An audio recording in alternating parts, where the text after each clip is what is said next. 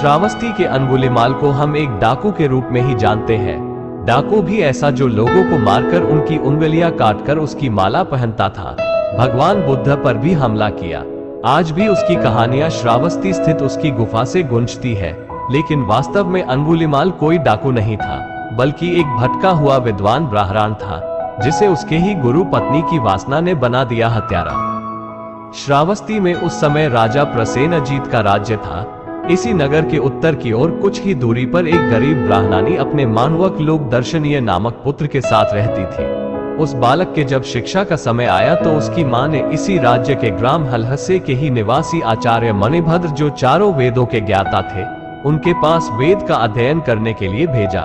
कुछ दिन विद्याध्ययन कराने के बाद एक दिन आचार्य मणिभद्र अपने शिष्य मानवक लोक दर्शनीय से गृह रक्षा करने के लिए कहकर बाहर चले गए।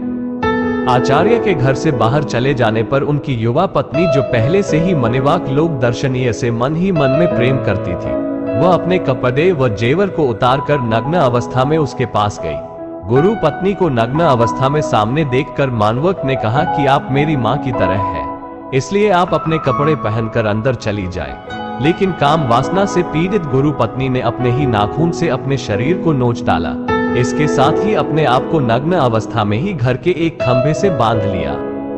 जब आचार्य राजमहल से घर वापस आए तो अपनी पत्नी को ये हालत देखकर रस्सी को खोलकर अपनी पत्नी से इसका कारण पूछा। इस पर गुरु पत्नी ने कहा, आपके शिष्य मानवक सर्वलोक दर्शनीय ने मुझसे गलत कार्य करने के लिए कहा और मैंने इनकार किया, तो उसने मुझे जबरदस्ती खंभे से बांध दिया।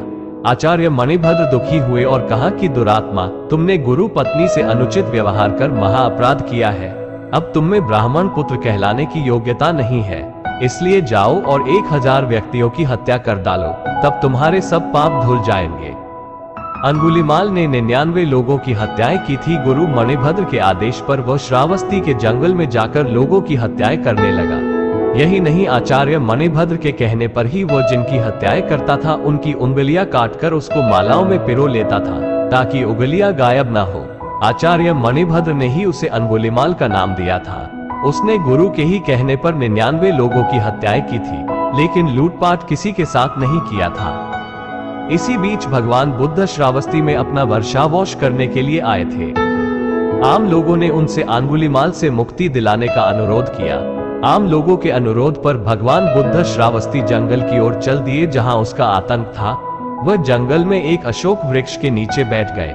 जैसे ही अंगुलिमाल ने तथागत गौतम बुद्ध को देखा, उनकी ओर दौड़ा, लेकिन वह उन तक पहुंच नहीं पाया। इस पर अंगुलिमाल ने बुद्ध से कर के रूप में उनसे एक उंगली मांगी। यहीं पर भगवान बुद्ध और अंगुलिमाल के बीच शास्त्रार्थ भी हुआ था। शास्त्रार्थ में हारने व भगवान बुद्ध का चमत्कार देख अंगुलिमाल बौद्ध भिक्षु बन गया।